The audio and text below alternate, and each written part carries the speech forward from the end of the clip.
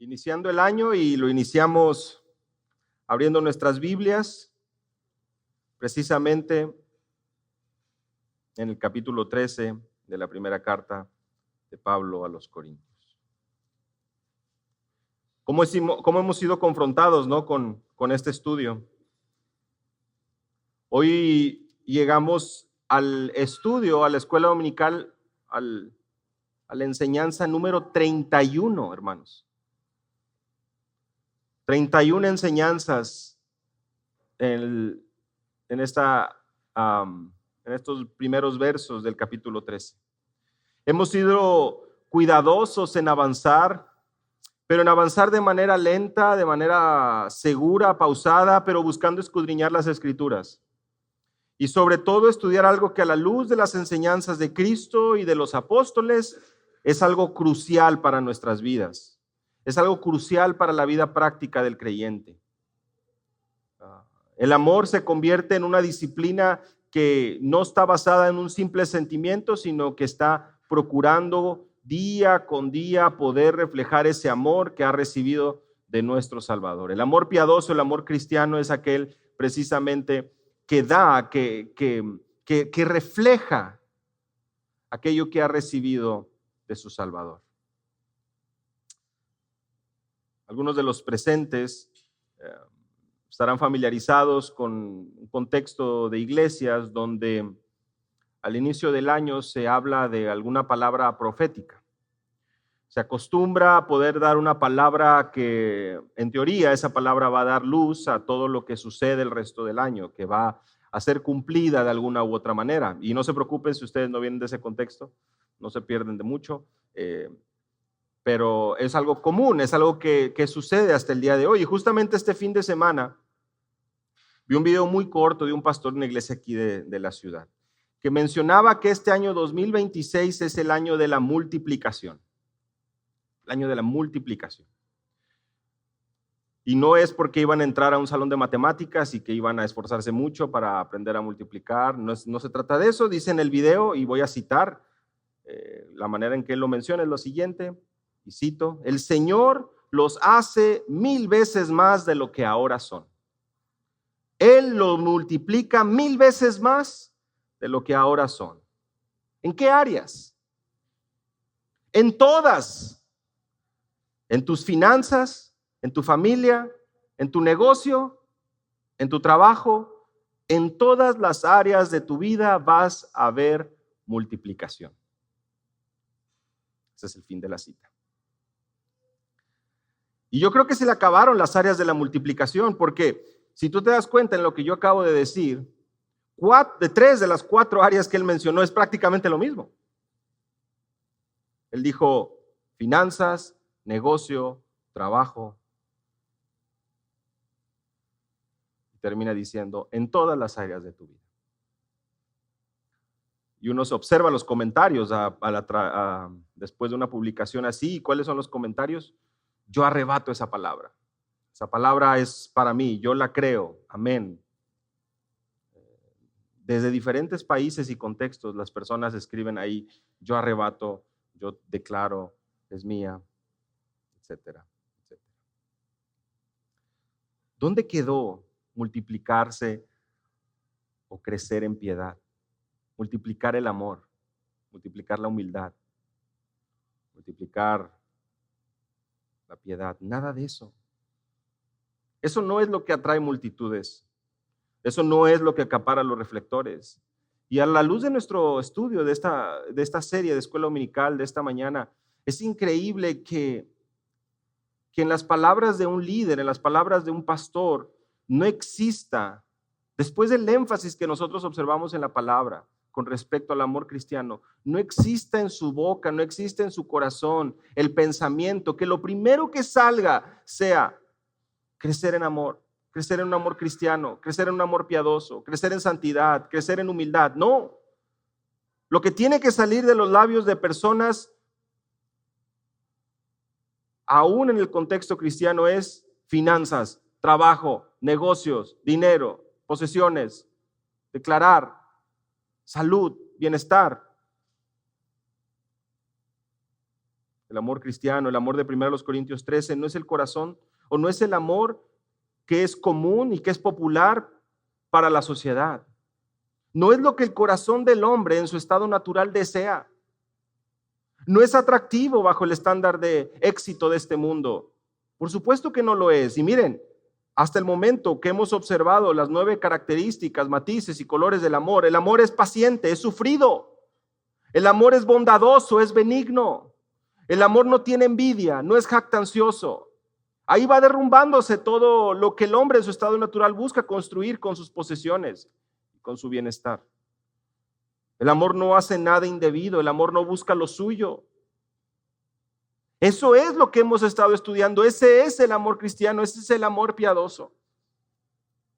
No se irrita, no guarda rencor. En otras palabras, no toma en cuenta el mal recibido, y eso es lo que estuvimos estudiando anteriormente. No lleva las cuentas de aquellos que le deben, que le ofenden. Y realmente es triste, ¿verdad?, cuando nos ponemos a pensar en esto. El mundo evangélico, iglesias enteras, siguiendo y creyendo y caminando bajo el patrón que busca y anhela bienes materiales, más posesiones. Y sí, el Señor bendice. No estamos hablando que no. No estamos hablando que el cristiano esté peleado con la bendición de Dios para sus hijos. Pero como tú y yo sabemos, en ninguna parte del Nuevo Testamento el apóstol Pablo o alguno de los apóstoles o nuestro Señor Jesucristo le manda a sus discípulos que se esfuercen por hacer tesoros en esta tierra. De hecho, es todo lo contrario. Somos exhortados precisamente a no procurar, a no buscar, a no dejar que nuestro corazón sea atraído, seducido, que sea magnetizado, si lo quieren ver así, ¿verdad? Que sea unido, adherido a lo que este mundo ofrece. Pero es muy tentador, ¿verdad? Y eso es lo que, eso es lo que estudiamos la semana pasada. Que debemos de tener mucho cuidado con aquello que produce gozo en nuestro corazón. Nosotros no nos podemos dejar llevar por nuestros sentimientos y simplemente pensar, como muchos, que aquello que produce gozo, que aquello que trae placer es algo bueno y es algo que debemos seguir. No, no es así. Como cristianos no podemos guiarnos por nuestros sentimientos y no podemos permitir que algo diferente a la palabra sea lo que vaya guiando nuestra conducta, nuestros pasos. Nosotros no podemos ceder ante la tentación de amarnos a nosotros mismos, sino que buscamos negarnos para amar como Cristo nos amó. Y es por eso que la semana pasada culminábamos leyendo la parte final del Salmo capítulo 119, donde el salmista creo que nos permite poder observar lo que debe haber en el corazón de un hijo de Dios, cuyo anhelo y deseo es la piedad, la humildad y el crecer en santidad. Dice el salmista: que cante mi lengua de tu palabra, anhelo tu salvación, verso 134. Llegue mi clamor delante de ti. Y unos versos antes, en el verso 136, él dice: ríos de lágrimas vierten mis ojos, porque ellos, ¿quiénes? Los pecadores, los hombres que no anhelan la palabra, que le oprimen, no guardan tu ley. Lo que debe llenar nuestro corazón al ver la pobreza en el mundo y la pobreza en el sentido espiritual, el declive moral, la perdición que existe allá afuera, no debe ser un sentimiento de indiferencia, sino un sentimiento de realmente dolernos. Porque el pecado y la iniquidad no se convierten en un juego, en un pasatiempo para nosotros. Lo que sucede allá afuera no se convierte en algo que nosotros no debamos de prestar atención. No, hermanos. Lo que debe realmente recordarnos cuando vemos la maldad afuera, cuando aún vemos la maldad en nuestro propio corazón, es recordar a dónde nos conduce la maldad. En Santiago capítulo 1, versos 13 al 15, es Jacobo, Santiago, quien dice: que nadie diga cuando es tentado, soy tentado por Dios, porque Dios no puede ser tentado por el mal y él mismo no tienta a nadie, sino que cada uno es tentado cuando es llevado y seducido por su propia pasión o su propia concupiscencia. Después, cuando la pasión o la concupiscencia ha concebido, da luz el pecado. Y cuando el pecado es consumado, engendra la muerte. Entonces, de alguna manera tenemos aquí el camino, tenemos aquí un patrón, el cual debemos de nosotros recordar siempre cuando somos tentados también y cuando vemos lo que está aconteciendo afuera. Cada uno es tentado, seducido, llevado por su propia concupiscencia, por su propia pasión. Así inicia el deseo, así inicia el pecado, la trayectoria del pecado. Y Santiago claramente nos dice, no, nadie diga que es tentado de parte de Dios. Cada quien es tentado por su propio deseo, por su propia concupiscencia. Ahí está el inicio. Cada uno es responsable. Y aquí es donde inicia Santiago haciéndonos ver que cada uno de nosotros somos responsables y no víctimas. Noten cómo ahí Santiago nos dice, cada uno es tentado cuando el ambiente, cuando las circunstancias, cuando otros hacen y uno pues es víctima. No. Cada uno es llevado, es tentado cuando es seducido por su propia concupiscencia. Después, dice en el verso 15, cuando esa concupiscencia ha concebido, es decir, se consuma, hay algo que sucede ahí, da a luz el pecado. Bueno, ahí está el pecado. La concupiscencia, la tentación, no es el pecado todavía, es aquello que te conduce al pecado, y el pecado es lo que viene justamente después de ese deseo, de ese anhelo, de esa concupiscencia de cada uno de nosotros. Y hasta aquí, si querrás tú, bueno, ahí está el pecado.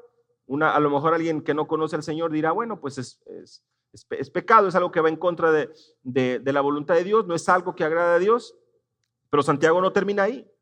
Cuando el pecado es consumado, engendra la muerte.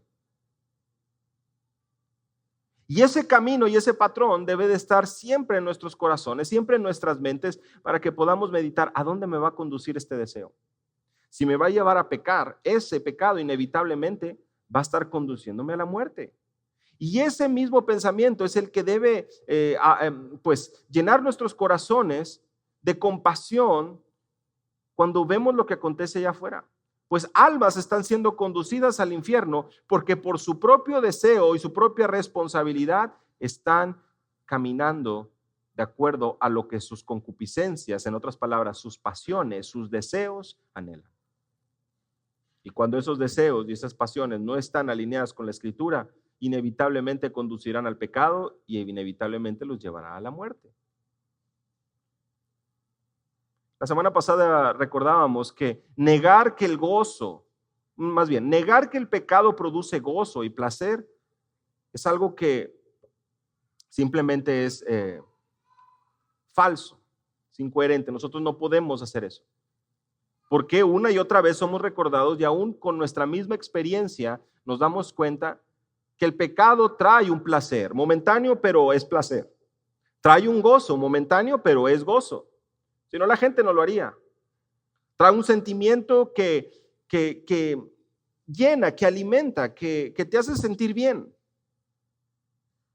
Pero a raíz de esto, precisamente teniendo en consideración lo peligroso que es el pecado que inevitablemente conduce a la muerte y el placer que produce en el corazón del hombre, es por esto que los escritores bíblicos, inspirados por el Espíritu, una y otra vez a lo largo de la Escritura nos recuerdan de combatir, de luchar, de estar como guardianes, como centinelas, de estar en guardia, de no flaquear, de no olvidarnos, de fijar nuestros ojos.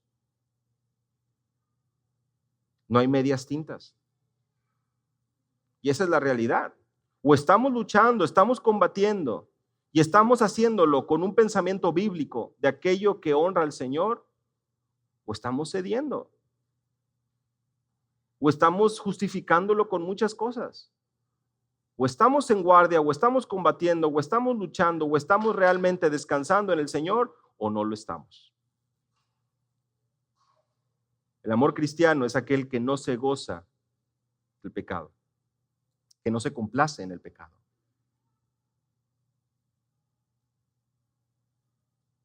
¿Cómo dejar de gozarme en el pecado?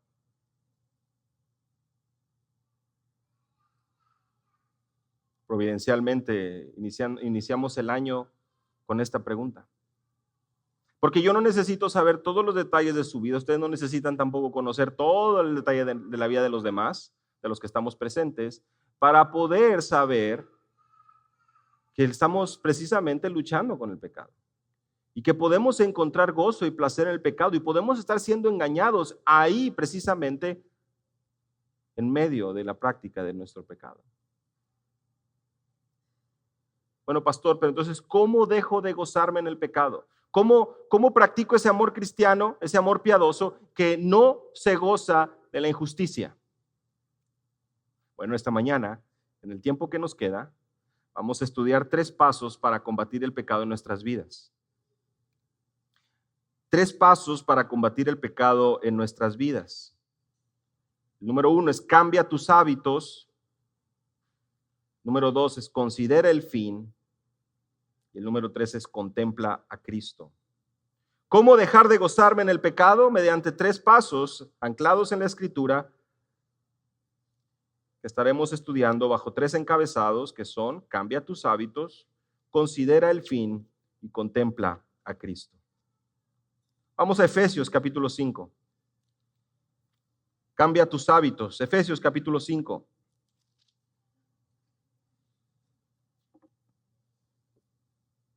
Efesios capítulo 5. Aquellos que practicaron algún deporte seguramente recordarán que hay una figura en los equipos deportivos que en ocasiones no es muy estimada, no es muy querida por los corajes, por las instrucciones, por los manoteos, por los gritos que hace. Son los entrenadores, ¿verdad? Y bueno, no todos se comportan de esa manera. Habrá algunos muy calladitos, habrá unos que solamente hacen señas, ¿verdad? Pero habrá otros que también son muy expresivos. Y hay disciplinas en donde los entrenadores, en cuanto la competencia inicia, pues tienen mayores reflectores, ¿no? Puedes pensar en los managers, en los coaches, a lo mejor, en deportes como obviamente el fútbol, soccer, obviamente el fútbol americano, que algunos de ustedes verán, tienen esta diadema, esta comunicación con su otro equipo de entrenadores. No, bueno, todavía se ve, pero a raíz de ciertas polémicas en el fútbol americano colegial, algunos tal vez están familiarizados con esto, había personas en las bancas, en la área de donde están los jugadores de reserva y los entrenadores, que levantaban pancartas con señales que eran precisamente las jugadas, imágenes que les hacía recordar a los jugadores la jugada. Y entre las indicaciones de los entrenadores obviamente está el no. A lo mejor siguiendo el ejemplo del fútbol americano, tercera oportunidad, o sea, vamos a una cuarta oportunidad, o despejamos o jugamos, ¿verdad? No se preocupen, no tienen que saber muchos detalles los que no entienden esto, pero hay decisiones durante el partido. ¿Quién va a tirar un penal, verdad? En el caso del fútbol soccer. Minuto 90, se está acabando el partido. ¿Quién lo va a tirar? A lo mejor el entrenador desde la banca está gritando, no, tú sí, tú cállate, tú vete para atrás. El portero tiene que subir en los últimos minutos para meter un gol. Quédate o levanta. Entonces el entrenador está dando indicaciones y se esfuerza para que los jugadores sean escuchados. En el Nuevo Testamento tenemos imperativos, hermano. Pero no lo veamos de manera cómica, como si el apóstol Pablo estuviera gritándonos, ¿verdad? Diciéndonos, no lo hagas, no te vayas, quédate, defiende, ataca. Pero en cierta manera, es eso precisamente lo que nos está ilustrando. Un imperativo es una orden, es un mandato. Es algo que debemos de prestar atención. Y si lo quieres ver así, siguiendo la ilustración del juego, nosotros estamos viviendo esta vida, este peregrinaje en esta tierra, y el apóstol Pablo, en el caso de Efesios capítulo 5, nos está dando indicaciones y nos está llamando la atención a los hijos de Dios, a los creyentes, en el caso específico la iglesia en Éfeso, de lo siguiente: sed imitadores de Dios como hijos amados, verso 1, es el primer imperativo. Sed, llegar a ser. En otras palabras, sigan siendo o continúen siendo. Un llamado a una imitación constante de parecerse ¿a quién? A Dios. Verso 1. Y andad en amor. Siguiente imperativo. Hagan de cuenta que aquí el entrenador, el apóstol Pablo como entrenador, ya le dio indicaciones al equipo, a la iglesia, pero 2 llamadas de atención fuertes. Reunió a todos, siguiendo la ilustración así deportiva, reunió a todos y les dijo, vamos a ser imitadores de Dios, sean imitadores de Dios y anden en amor. Y miren qué providencial que justamente estamos estudiando primero los Corintios 13 para saber cómo es que se ve a alguien que anda en amor. así como también Cristo os amó y se dio a sí mismo por nosotros, ofrenda y sacrificio a Dios como fragante aroma. Así es, como Cristo nos amó, así nosotros también debemos de andar en amor. 2 versos, 2 imperativos. En otras palabras, vamos a hacer esto, y es la indicación, hermano, Pablo inspirado por el Espíritu. No podemos ser jugadores rebeldes. Estamos siendo guiados por la palabra. Y aunque no lo vemos nosotros en ocasiones, y no estamos nosotros viendo si son imperativos o no, déjenme les digo que estos imperativos tienen esa fuerza precisamente de un mandato. Pero que la inmoralidad, verso 3, y toda impureza o avaricia ni siquiera se mencione entre vosotros como corresponde a los santos, ni obscenidades, ni necedades, ni groserías que no son apropiadas, sino más bien acciones de gracias. Fíjate que ahí está el siguiente imperativo. Ni siquiera se nombre, ni siquiera se mencionen entre vosotros. ¿Y qué es lo que ni siquiera se debe de mencionar? La inmoralidad, la impureza, la avaricia, obscenidades, necedades, groserías. Eso no se puede mencionar. Eso no debe ser parte de nuestro día a día. Esto no debe ser parte de nuestra conducta. Ni siquiera se mencionen. Que no se mencionen ni una sola vez, sino acciones de gracia. Hasta aquí, hasta el verso 4, podemos ver que la primer clave, el primer paso, la manera bíblica para poder vencer y dejar de gozarnos en el pecado, venciendo la tentación, es cambiar los hábitos. ¿Cómo cambiamos los hábitos? Bueno, andamos en amor, verso 1, imitamos a Dios, ya no tenemos a alguien más que imitar. No estamos buscando imitar a alguien más, vamos a estar imitando el carácter de Dios, vamos a estar buscando andar en amor. Y lo que vemos nosotros en el verso 3 y 4 es, en lugar de inmoralidad, en lugar de impureza, en lugar de avaricia, en lugar de estar hablando obscenidades, groserías o necedades, vamos a hablar acciones de gracias. Cambia tus hábitos. Ya no quiero gozarme en el pecado, pues deja de darle lugar en tu corazón al pecado. Y cambia esos hábitos para poder llenar tu corazón con acciones de gracias. Porque dice el verso 5, con certeza sabéis esto, que ningún inmoral, que ningún impuro, que avaro o que es idólatra, tiene herencia en el reino de Cristo y de Dios.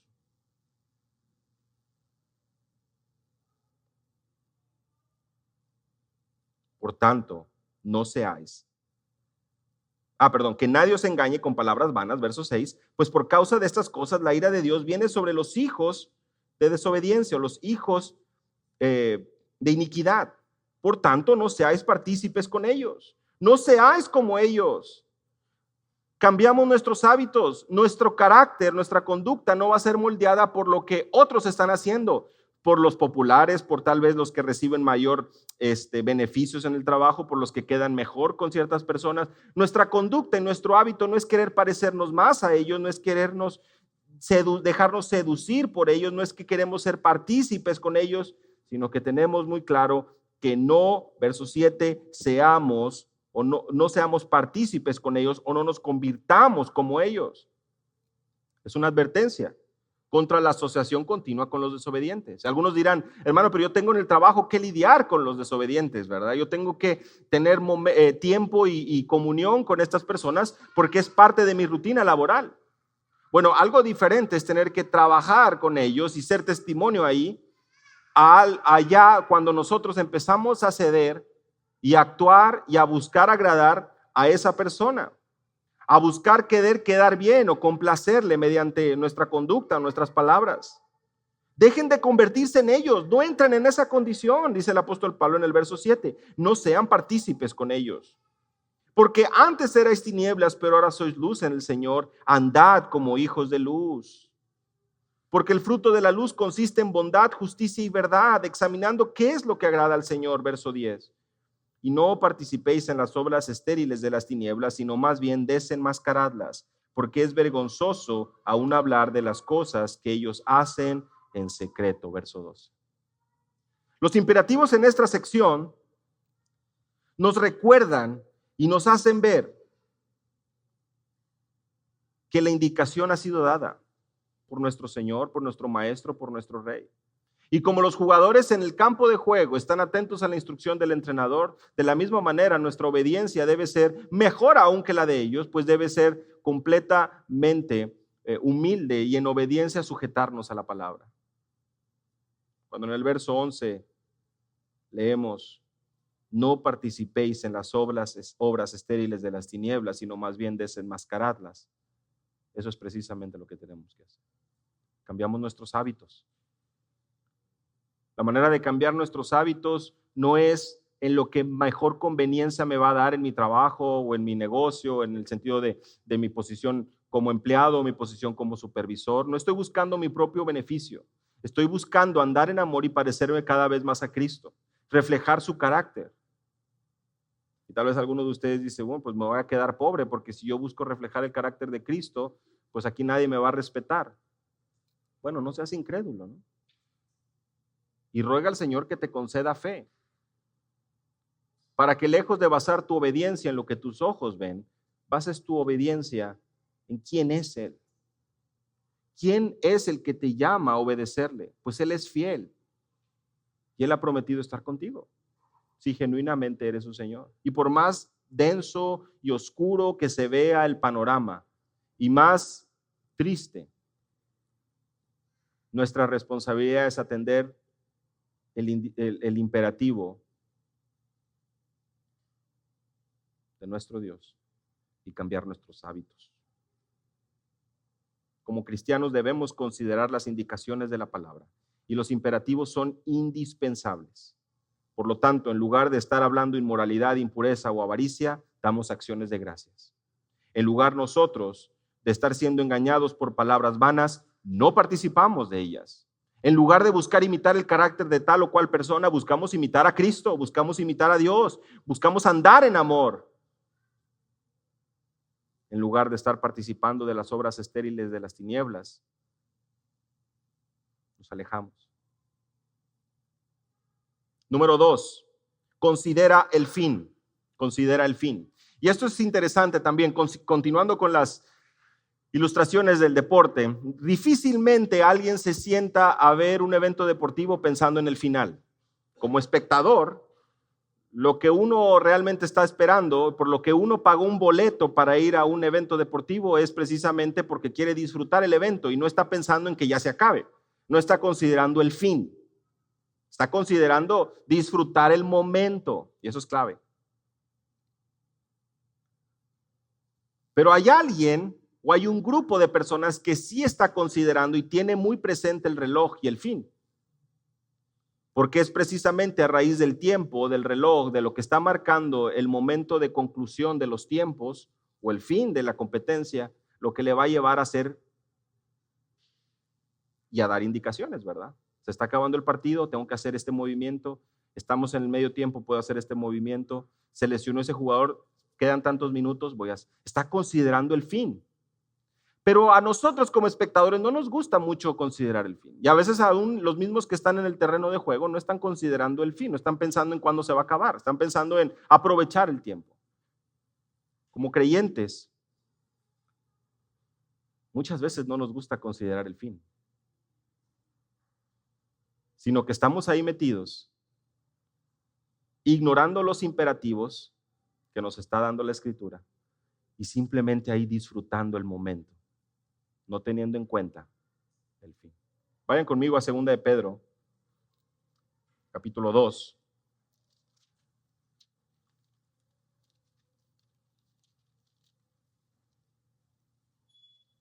El contexto son falsos maestros. El contexto de 2 de Pedro, capítulo 2, es la apostasía, falsos profetas que están introduciendo herejías. Y el verso 2 dice que muchos van a seguir su sensualidad, muchos van a querer seguir este camino falso, es lo que dice el verso 2. Verso 3 se nos habla que con avaricia van a explotar a las personas con palabras falsas. Pero vean ahí la segunda parte del verso 3. El juicio de ellos desde hace mucho tiempo no está ocioso, ni su perdición dormida. En otras palabras, ten en cuenta, Pedro escribiendo a los creyentes, que los falsos profetas a causa de su avaricia están buscando engañar personas, pero recuerda que su juicio no está ocioso, ni su perdición está dormida. Porque verso 4 en delante, si lo vemos ahí a partir del 4 al 8, 9, nos dice, nos da un ejemplo. Dios no perdonó a los ángeles cuando pecaron. En otras palabras, Dios es justo y dará a cada quien conforme a sus obras. A Dios no se le pasan las cosas.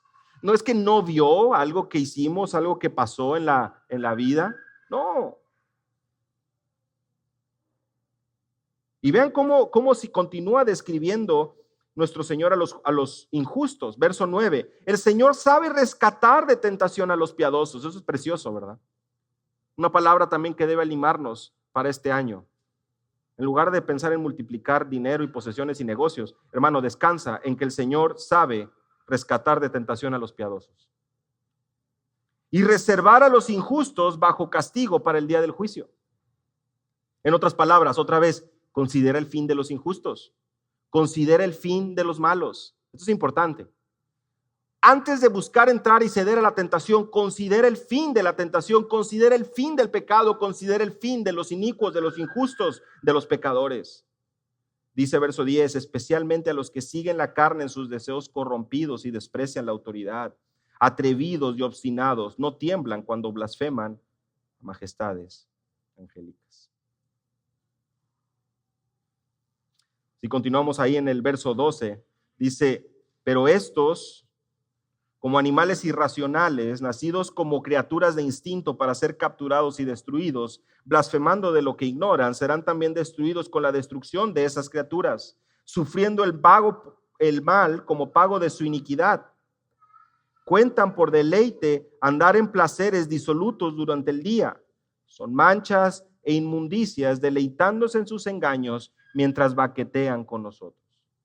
Es triste, pero otra vez, el fin. ¿Cuál es el fin? El pago de su iniquidad. ¿Cuál es el fin? Ser capturados y destruidos. La destrucción una y otra vez. Ese es el fin. De hecho, el capítulo termina hablando acerca de la ilustración de cómo el perro vuelve a su vómito. Hablando de estos falsos profetas, quienes en algún momento profesaron haber creído en el Señor, pero realmente es el corazón de aquellos que ceden y precisamente apostatan de la fe. Su condición viene a ser peor. Considera el fin, hermano. ¿Cómo poder dejar de gozarme en el pecado y en la injusticia? Cambia tus hábitos. Incorpora a tu vida, a tus propósitos, a tu rutina diaria, a tu disciplina, los imperativos del Nuevo Testamento, para que tus acciones sean concretas. Andes en amor, sigas el ejemplo de Cristo, abandones el pecado, no cedas ante la tentación. Número 2, considera el fin. Considera que ese pecado que traerá cierto placer momentáneo a tu vida conduce a la muerte. Conduce al juicio justo de un Dios que es soberano, que es santo, santo, santo, y que no ha perdido de vista en lo absoluto lo que acontece en el mundo. De hecho, el llamado del apóstol Pedro, si lo ven ahí en el capítulo 3, en la parte final, verso 14, por tanto, segunda de Pedro, capítulo 3, verso 14, amados, puesto que aguardáis estas cosas, procurad con diligencia ser hallados por él en paz, sin mancha e irreprensibles. Así es como debemos andar. Verso 17, estad en guardia. Otra vez, una posición de firmes, una posición de estar atentos. No sea que arrastrados por el error de hombres libertinos, caigáis de vuestra firmeza. Y prestemos atención al verso 18. Antes bien, creced en la gracia y el conocimiento de nuestro Señor Jesucristo. A Él sea la gloria, ahora y hasta el día de la eternidad. Eso es lo que debe verse multiplicado en nuestras vidas, ¿no? La gracia y el conocimiento de nuestro Señor Jesucristo. Es eso lo que debe ser la prioridad para nuestras vidas. Cambiamos los hábitos, buscamos estar firmes, en guardia, para ser presentados, hallados con diligencia, sin mancha, irreprensibles. Pero de igual manera, entendiendo que debemos de crecer en la gracia y en el conocimiento de nuestro Señor. buscando honrarle, buscando servirle. Y finalmente, hermanos, contempla a Cristo. Vayan conmigo a Tito, capítulo 2, versos 11 al 15. Tito, capítulo 2.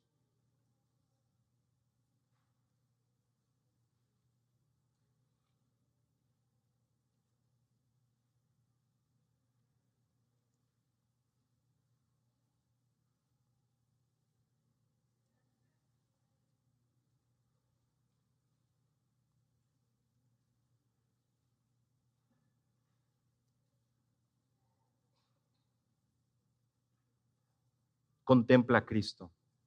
Esta ya es la última ilustración deportiva, hermanos, pero ¿cuántos niños no vemos en la calle con el uniforme de un jugador? Con su jersey, ¿verdad? Con el número, con el apellido ahí atrás. Hoy en día vemos que los niños, los más chicos, tienen una manera de poder ver repeticiones, de poder ver las jugadas de todo el mundo con una facilidad pues que nosotros a lo mejor no teníamos hace años.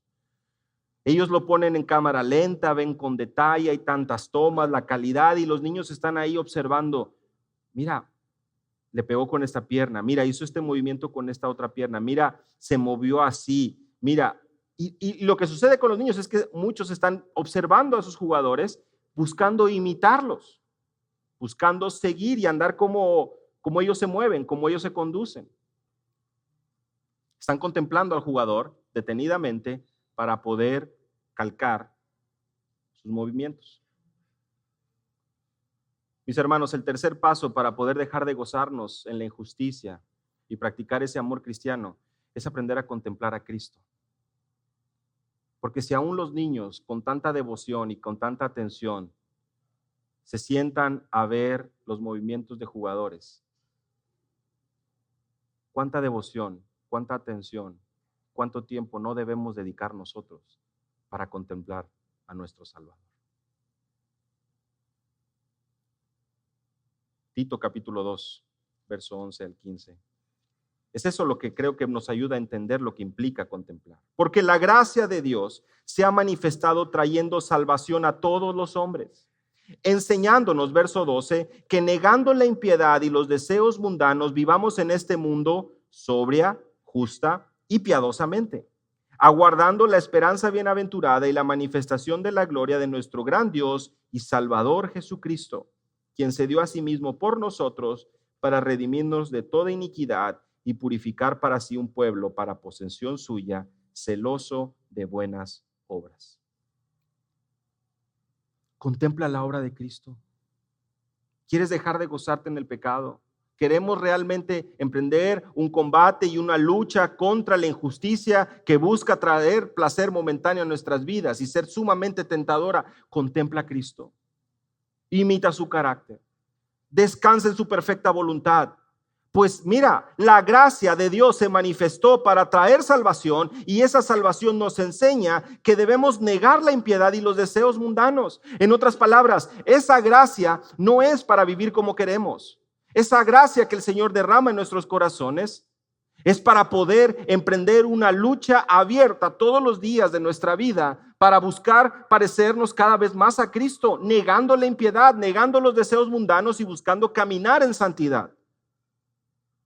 Para vivir como sobria, justa y piadosamente. Así es como el creyente es llamado a vivir. Sobria, justa y piadosamente, en otras palabras, con dominio propio, una vida devota y un carácter correcto.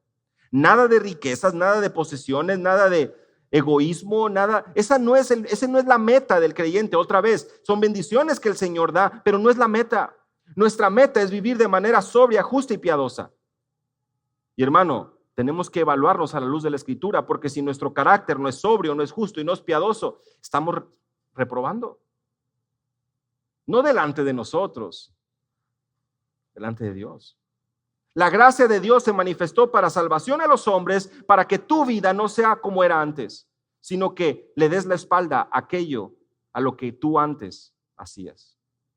Y en lugar de hacer eso, el arrepentimiento, un cambio de dirección, actúes y vivas de una manera sobria, justa y piadosa. Pero vean ahí verso 13, aguardando la esperanza bienaventurada y la manifestación de la gloria de nuestro gran Dios y Salvador Cristo Jesús.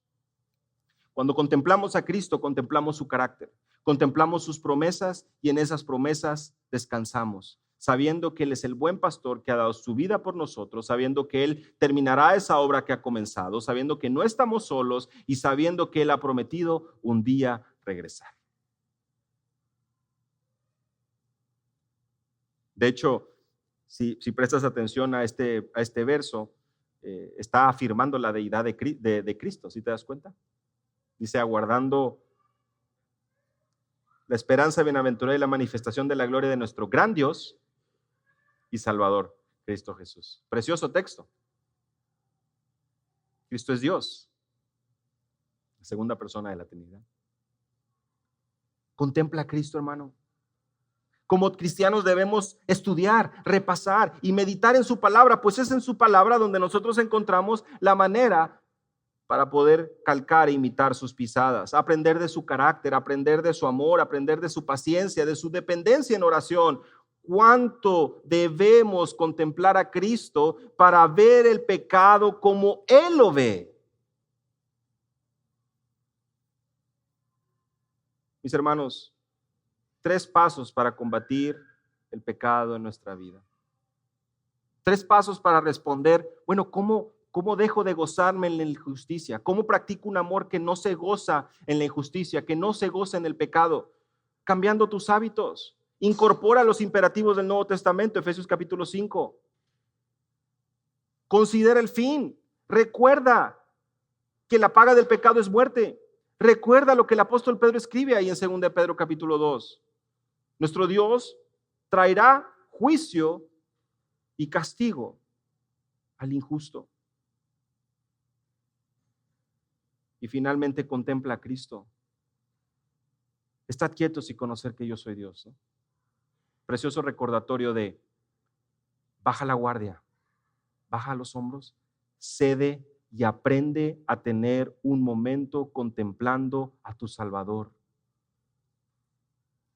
No vengas más con peticiones, no vengas más ven con agradecimiento, con alabanza y un descanso genuino de Señor, tú estás en control. Yo quiero que mi vida refleje ese amor y tu carácter. Y claro, por supuesto, las peticiones forman parte de nuestra oración, mi hermano, pero lo que vengo a invitarte es que al contemplar a tu Salvador, nuestros labios, nuestras bocas se llene de agradecimiento, de adoración por quien Él es. Que este año lo único que se multiplique sea nuestro amor por Cristo, nuestra pasión por las almas, nuestro compromiso por su palabra, nuestra obediencia a sus estatutos, nuestro amor y nuestra piedad. Muy diferente a lo que este mundo aspira, muy diferente a lo que este mundo busca, muy diferente a lo que atrae multitudes. Porque tú y yo sabemos que buscando primeramente el reino de Dios y su justicia, todo lo demás, Él lo tiene bajo su cuidado. Todo lo demás vendrá por añadidura, de acuerdo a su perfecta voluntad y en su perfecto tiempo. Durante nuestro tiempo en esta tierra, nuestro mayor tesoro es Cristo. Él es nuestro mayor tesoro y es a Él a quien esperamos en su segunda venida. Así es como vencemos. Y así es como dejamos de gozarnos en la injusticia y en el pecado.